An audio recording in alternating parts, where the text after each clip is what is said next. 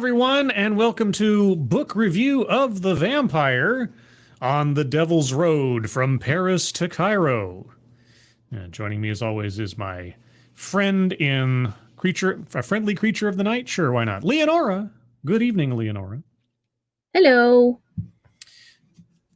Good evening. Can Hello. you say that? Ah, dang it. Okay. And who else is in the chat before we get on to the book real quick? Ostzan, good evening. Good evening. Random American, Noah Sentio, Seftus Wolf, Keeverdam, Miranda Stone, good evening. And Derek LaRue, thank you so much, as always, for your continued support and generosity. Really do appreciate it. Hope you're having a good Sunday evening. And Ercole De Stefano, good evening. And to anybody I missed, I don't think I missed anybody, but anybody lurking and anybody in the future, good evening. And before I continue, at the top of the chat box, take a look at the fundraisers up there for Maddie, Lisa, Moonshock, and Angry Illinoisian. Please take a look at those when you have the opportunity. If you can donate, please do so. If you can't, that's fine. But if you can, share those out on social media. It is greatly appreciated. So thank you for that. And thank you, Keeverdam, as always, for providing those. Also, Pantera Orosuki, good evening.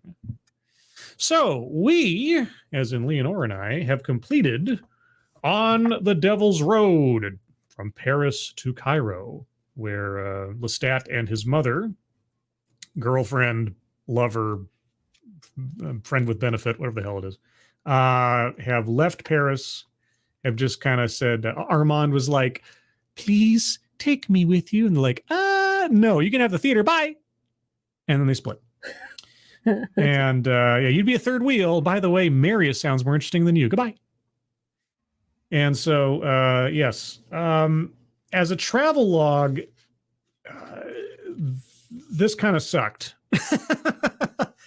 Totally. So we start out by getting, and I'm summarizing here. We get a breakdown of all the different other vampire covens that Lestat and his mother met along the way, and how different some of them were, how welcoming some were, how much they were similar to themselves, like walking around pretending to be a human and not just acting like some kind of scary ghoul like the Paris vampires was or were. Isn't the norm, or I should say it could be the norm depending on what vampire you're talking to. Like they found vampires that moved around like people. They found vampires who skulked around like monsters. They found different kinds of vampires. And they just kind of skim over them and just like, yeah, it was nice meeting them. And some were more welcoming than others. And yes, that's fine. And so you find out there's all these different kinds, but most of them follow the same kinds of rules, though, about who to make and who is in charge. That seems to be some of the common threads there. Real quick, while StreamYard catches up. Thank you, Keeverdam. Moonshock's Give Send Go is no longer accepting donations. Oh, okay then. Well, I guess we'll remove that one from the list. Thank you, Keeverdam. Appreciate it. And I hope that means that Moonshock got everything that he and his family need. Fingers crossed. Hopefully. All right. Well, I haven't seen Moonshock in a while. Hopefully he'll pop in at some point and give us an update. Well, before we get deep dive into everything, what did you think of this section, Leonora? Like you said, it was a little disappointing. Like I thought that we were going like to really like know about all the places that they go and you know, like all the adventures, let's say. Mm-hmm. But I mean, we got like we left Paris and then we went here and then here and then here and then here, and in the first page I think. And it was like, oh, so you already got like into Cairo in the first page of the part. So okay, and also like meeting all the different quote unquote types of vampires, and I just thought that, oh my god, they have the most efficient newsletter ever. in Vampire Land, because apparently everybody knew about Armand and Lestat, and everyone, like Yeah, everywhere it's they got, and they couldn't even get news about the French Revolution. right. This is the thing. So Okay, yeah, Anne Rice really seems to like to invent conveniences when it's yeah, convenient for her, and then put realism into it when it's best for the story. So, like you say, we have Lestat and his mother, who supposedly are just like in Interview with the Vampire, and like with Claudia and everything, are so curious about how other vampires work that they're going to travel the world and find out the secrets and understand more of where they come from and what they're supposed to do and how to live like this and everything else. And sort of like with talking to Armand for 10 minutes, oh, well, you're boring now. I'm going to move on. Oh, we went from all these different countries across Europe and into the Middle East and everything else. And we met some people, said them some things, then went to the next town. Like, what? Wait, yeah, you learned nothing? You learned the exact same things effectively that Armand told you in a one-night little sit-in, and nothing new was learned except that different vampires in different towns may behave and have different customs one to another, and that's about it. Okay. And what was the point of this? And like you said, like everywhere we went, they already knew about Armand. They knew that Armand had killed his own coven. Like, how? yeah, Wait, what? Wait, okay, this is we're still in like what, the 1700s or something? yeah, Like, and yeah, yeah. When was the French Revolution? Because I'm no history major. French Revolution, 1789 to 1799. So within that decade, or just prior to it. So before there was global communications, before you could get the post from one place to another in any reasonable amount of time across vast oceans and tracts of land and different countries and different borders, all these vampires just know stuff because they have vampire Wi-Fi or something. I don't know. Yeah, so between Lestat and his mother's endless supply of money, just buying houses left, right, and center no matter where they went, yes, and meeting vampires for 10 minutes and then moving on because they got bored. yes, The main theme of this section, as far as I can tell, well, I mean, the main driving force is the gradual distancing between Lestat and his mother, as she goes off to have her own adventures and leaves Lestat alone for months at a time or half a years at a time and so on. Armand was right. Yeah, Armand. Oh my God, Armand was right. It's like, yeah, she's. You two are not a matched pair. I can already tell she's going to go off on her own thing, and you're going to be all alone, Lestat, with your humans. And he was right. And Lestat keeps saying throughout the chapter, it's like, oh yeah, Armand keeps being proven right. Like, yeah, well, anybody with half a brain could see that at the beginning. As soon as you saw her take the clothes off of that guy, she killed that guy just for his clothes, and you reared back from that. Everybody knew there's a problem here. But the theme I saw, and tell me if I'm just reading too much into this, which I may be, is the contrast between civilization and let's say wilderness. Lestat can't let humanity go. Like the French Revolution, what's happening with the theater, what's happening with his family, whereas Gabrielle is like, I'm going to go into the jungle and become a legendary creature. Yeah, I want. Yeah, exactly. I want to go to the jungle. Yeah, I don't.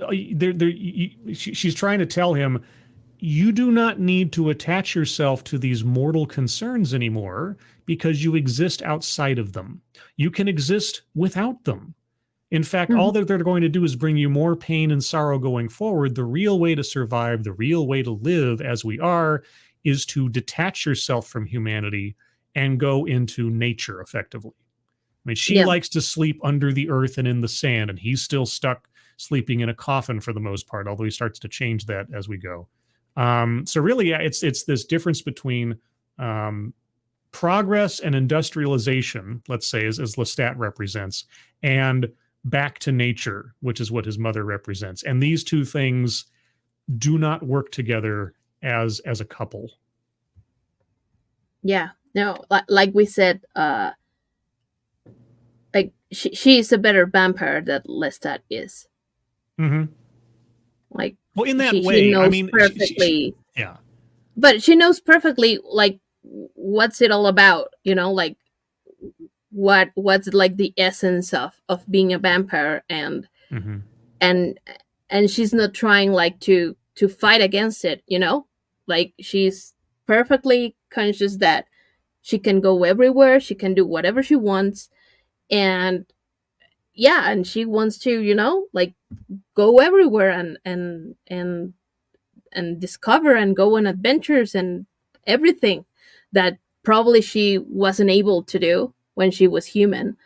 And Lestat, what he wants is to become human again, apparently, Yeah, because his mother spent her entire life performing a role and Yeah. caring about other people and, posturing as she's supposed to posture as an aristocrat and keeping up the family and everything else. So she's a wild creature that's been trapped inside civilization effectively Hmm. for her entire life. And now she literally does not need to do those things. Lestat literally does not need to do those things. They are separate creatures. They are not humans anymore. They don't require humanity to exist as individuals. They simply need blood to live. That doesn't mean you need to live among them or pretend to be one. And she doesn't Hmm. want to pretend anymore. She just wants to be what she feels naturally to be.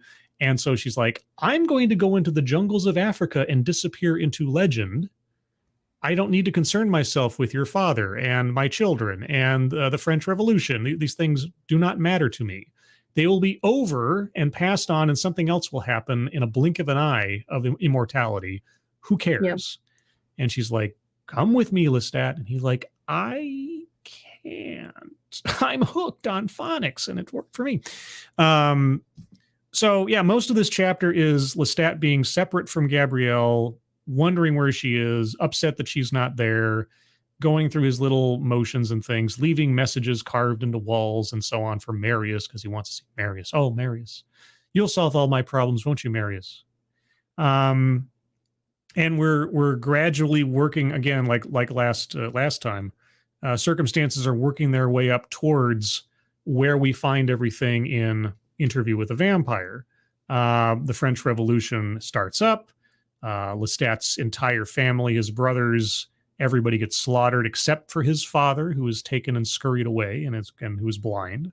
Um, we find out that Gabrielle has been hiding the letters from the lawyer to Lestat from Lestat Hmm. because she doesn't want him to know what's going on. She wants him to. I mean, they even mentioned near the end, like Gabrielle was trying to hide things from Lestat to try to more convince him to come with her, Yeah. even though her wanting him to come with her was more out of pity than it was desire. Yes. Because she thought you're just going to suffer and languish in these connections to all these people and these events and things that you have no control over and should really just cut yourself off from.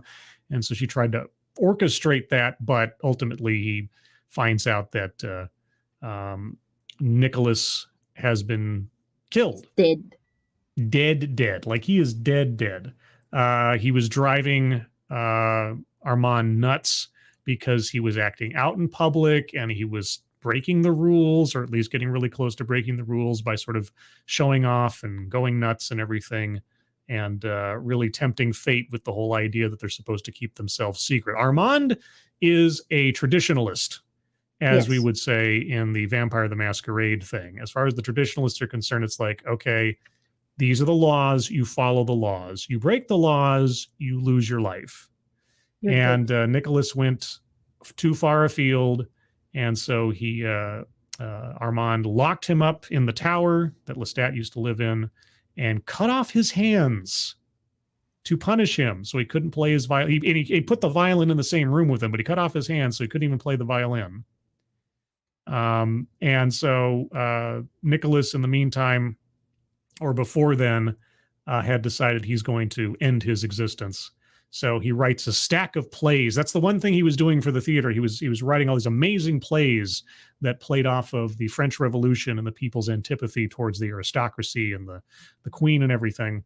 But then he decided, well, I'm going to end it. And so all the vampires got together to have a a party ahead of him throwing himself into the fire. Yes. They called it the Sabbat.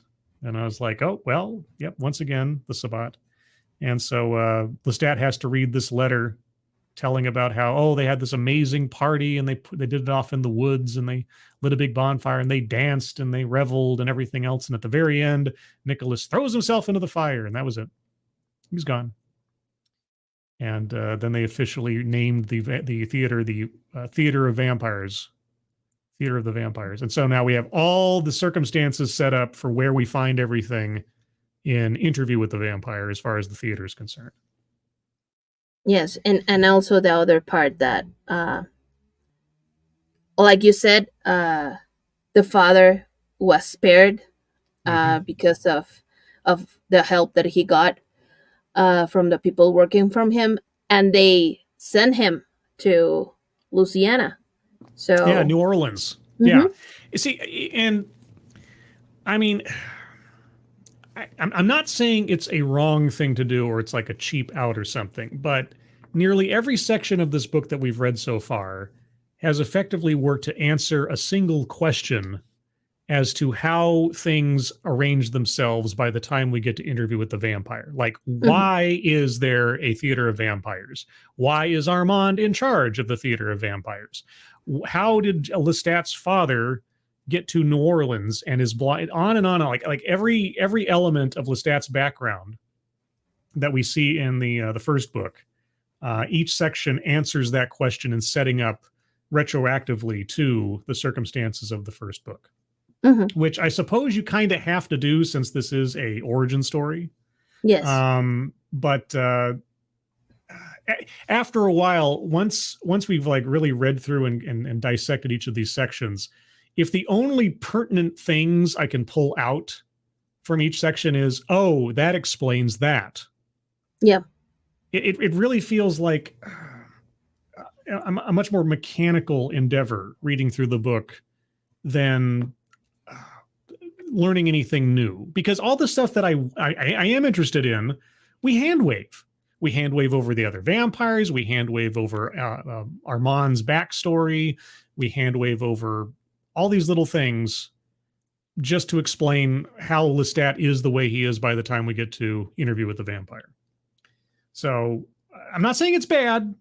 I'm just saying that, you know, the way that this is structured so far by having this be a flashback to the previous book, but also putting doubt into the reader's mind as to whether or not the previous book was an accurate telling of events.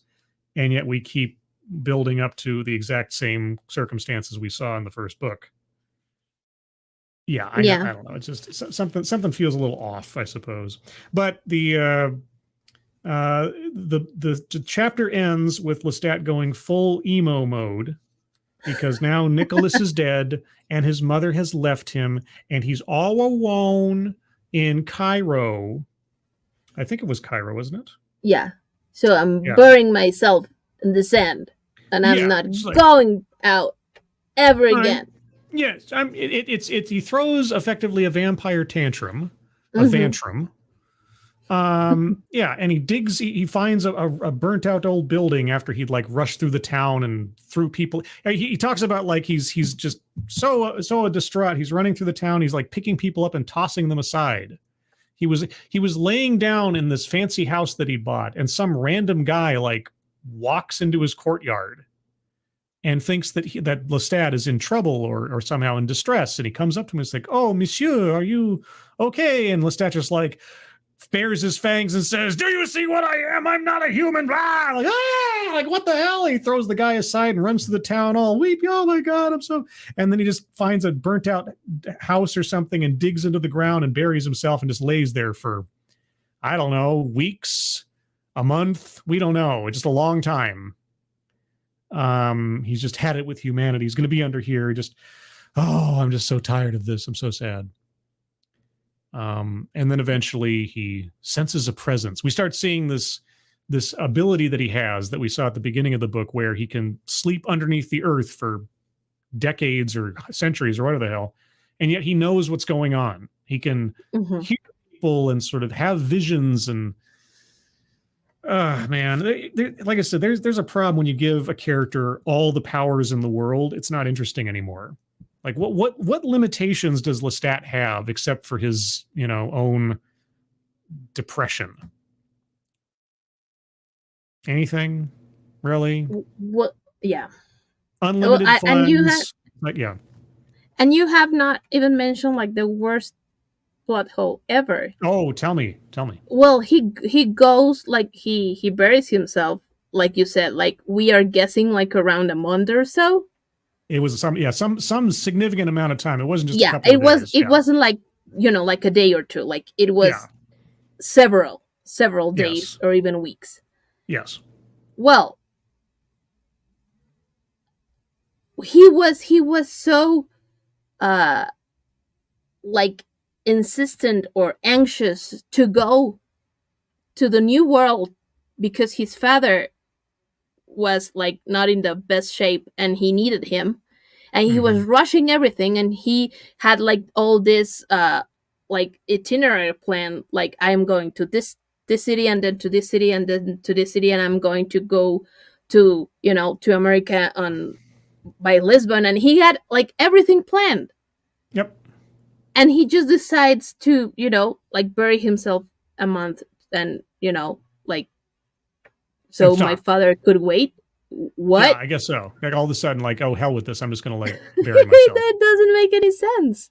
No, it doesn't make any sense. But it only serves to have a dramatic reveal at the end of the section. That's Yeah, it. totally, but That's the only reason. it's I am really surprised that Anne Rice read it or did not read it before and said, "Oh, it doesn't make any sense. What is Yeah. this?" Yeah, he was so intent on reconnecting with, because at this point, with Nicholas dead and his mother gone and his entire family slaughtered, his father is the last connection he has to his old life. Uh-huh. That's it. Aside from a couple of people in the town that he lived in that he didn't care about, his father's it. And yet, yeah, he's willing to sit there under the earth and just kind of like, cry for himself for no particular reason and starve himself. He talks about how, he was thirsty and he started feeling his skin starting to tighten against his face and his eyes bulge and his fingernails get long and he can just feel the hunger and everything. So you get this image of this totally emaciated, yucky, terrible vampire creature living under the earth. He even talks about how he was so weak he couldn't even get up the strength to like move his arms or try to claw his way out. But then he senses a presence. Oh, there's a presence. There's something there up above him. The presence, not that presence, but this presence. No, sort of like a Christmas presence. and who could it be? Well, Lestat, claws his way up to the surface, and then there's a face. A perfect face, a face that was frozen in time at the exact height of the individual's life and virility. Oh, who is this? And he embraces this figure. Who could it be? I could don't know. And suddenly it's like, "Hi there, it's me." You're like, "No, not Barney. No, it's Marius. It's Marius." And Marius gives him some blood.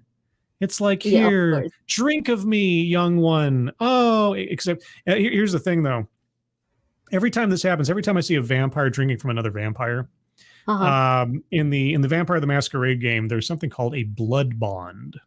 And what this is if a vampire, whether you're human or a vampire, if a vampire feeds you their blood, you become slightly emotionally, mentally, psychically attached to that vampire, to the point where after a certain amount of time, if you have blood from them 3 times within like, I think 72 hours or something at minimum, you effectively become an emotional psychic slave to that vampire.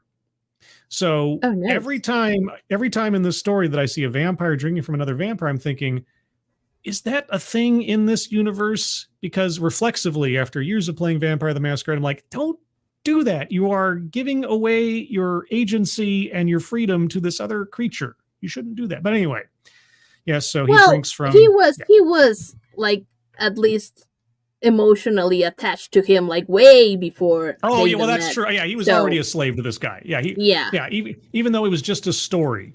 I mean, yes. Lestat is the most gullible freaking thing on the planet. It's like you tell him a fancy story about someone. I mean, imagine this would be hilarious. This would be absolutely hilarious. I doubt this is what Anne Rice did anything, but wouldn't it be hilarious if, like, in the Vampire Armand book, when we finally get to it, whenever that is, Uh-huh.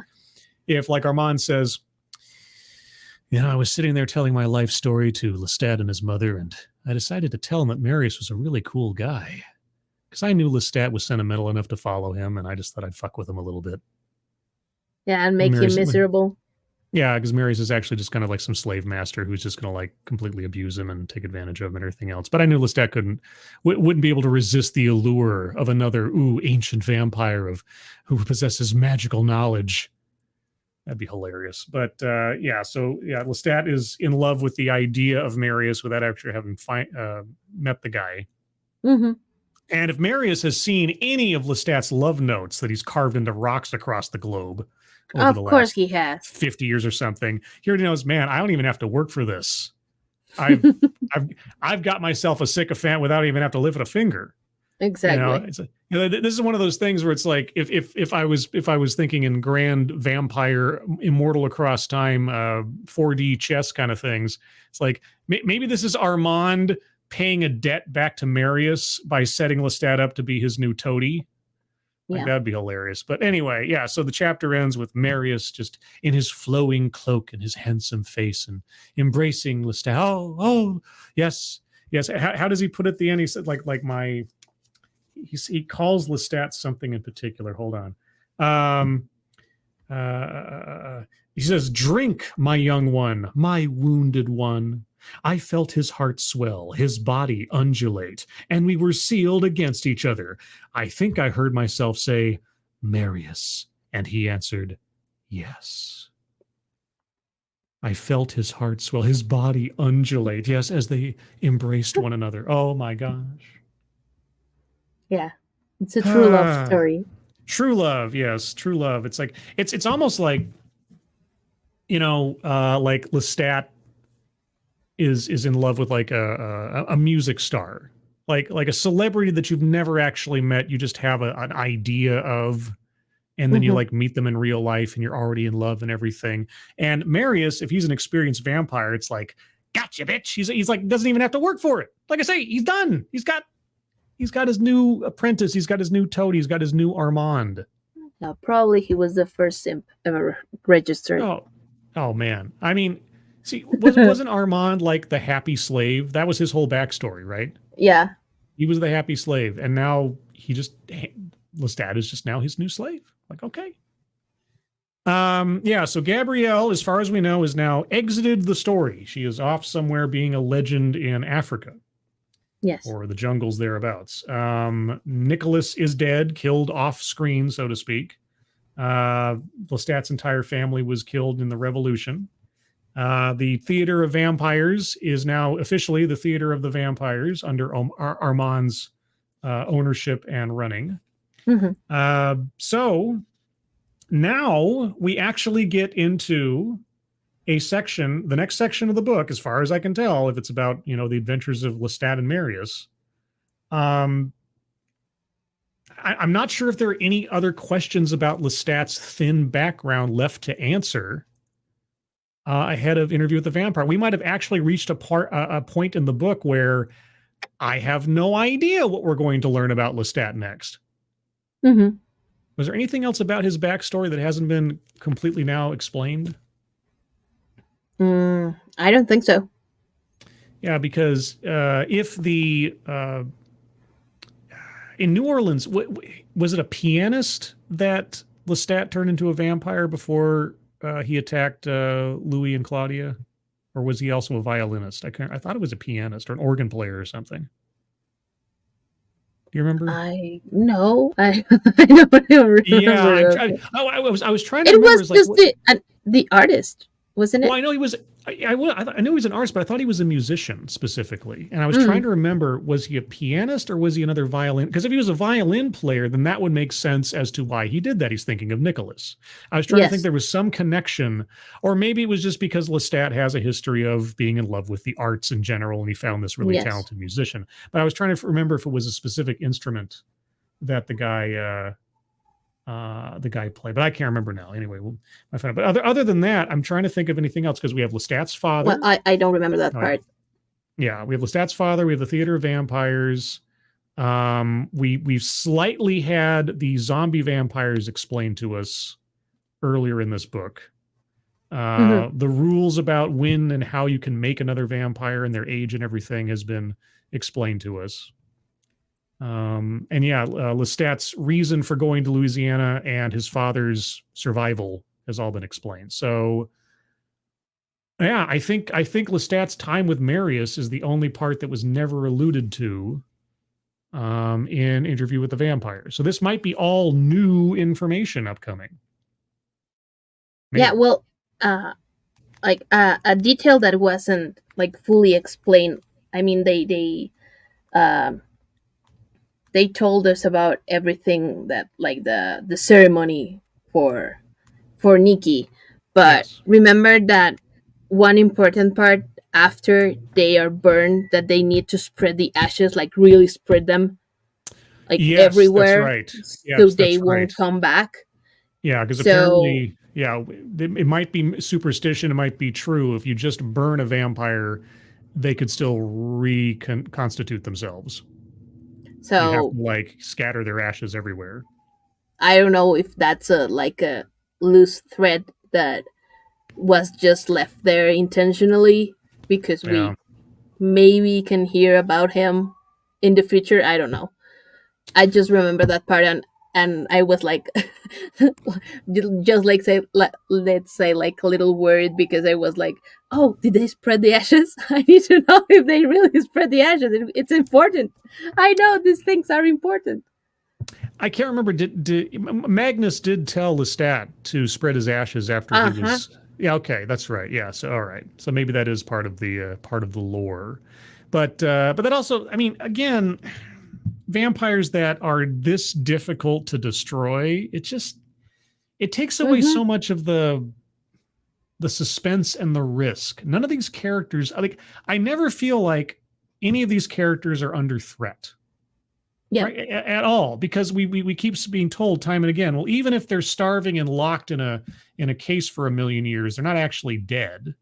Yeah. Even if they're left in the sunshine, they don't really die. Even if they're just turned to ash, you have to like spread them across the four winds or something. Unlimited funds, supernatural powers, psychic abilities, climbing up walls, inspiration beyond words, can sing like angels or like devil. I don't know. I don't like characters that can do anything. I don't like a whole bunch of Mary Sues, but for the most part, all these characters are Mary Sues. Mm-hmm. The only thing that is interesting is the emotional conflicts. Like Anne Rice has a real talent with creating characters that you can already kind of read their attitude Yeah. and how they conflict with one another. Like we saw between Gabrielle and Lestat, these little things, Gabrielle just like killing a guy for his clothes and also sort of setting her up as this confined creature that's now free. All that stuff is really good. And I really appreciate the fact that there's a real distinguishment, if that's even a word, a real contrast Mm-hmm. between the characters' attitudes, that they are so distinct from one another, that you can see an individual personality being formed there and how they would conflict.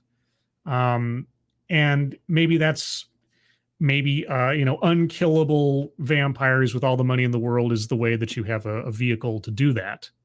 But it also kind of removes a lot of things that could be interesting about these characters if you never have to worry about them. Also, Lestat ate a baby, so I don't worry about Lestat. He if he got destroyed at the end of this book, which I know he doesn't, I'd be like, okay, because he's not some superhero that's just feeding on the evil people anymore. He's just like whatever.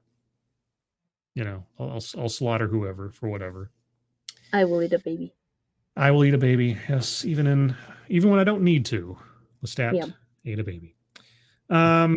Okay, well, I don't know that I have anything else to say. I will say there were a couple of sections where I started getting bored again, like my eyes were getting bored of reading because there wasn't anything interesting happening. It was just more lamenting and stuff. And my eyes start to glaze over when Anne Rice just starts going off into words for the sake of words, seemingly. Most of the chapter was all right and moved along, but there were a couple spots where it was just like, oh my God, get on with it. I wonder how much more concise and efficient this book would be if you took out all of the fluff. It'd probably be about 200 pages less. Yeah, well, the thing is that all of this, like this part, it just goes around like all the sentimental conflicts of Lestat, and that could be like a little heavy. But thankfully, most of those have been removed from the story now. Mom's no longer an issue. Nicholas is gone. He doesn't have to go back to Paris for Nicholas. His dad is in New Orleans and I guess doing okay. So now it's just him and Marius. And that takes us to part 7, Ancient Magic, Ancient Mysteries. I wonder how many ones of pages they'll spend on the ancient mysteries before they move on, because we can't dwell on anything that's interesting. Yeah, and speaking about pages, I have a request. Yes. I think we should split that one because it's the last one in 2, because that's the longest, I think. Well, it's not the last one. It's the last one before the epilogue, which is Interview with the Vampire. Okay. But it is 130 pages, so that's quite a big chunk compared to the others. So, how many chapters are there? Let's see. Hold on. There are 1 second. 15, 16.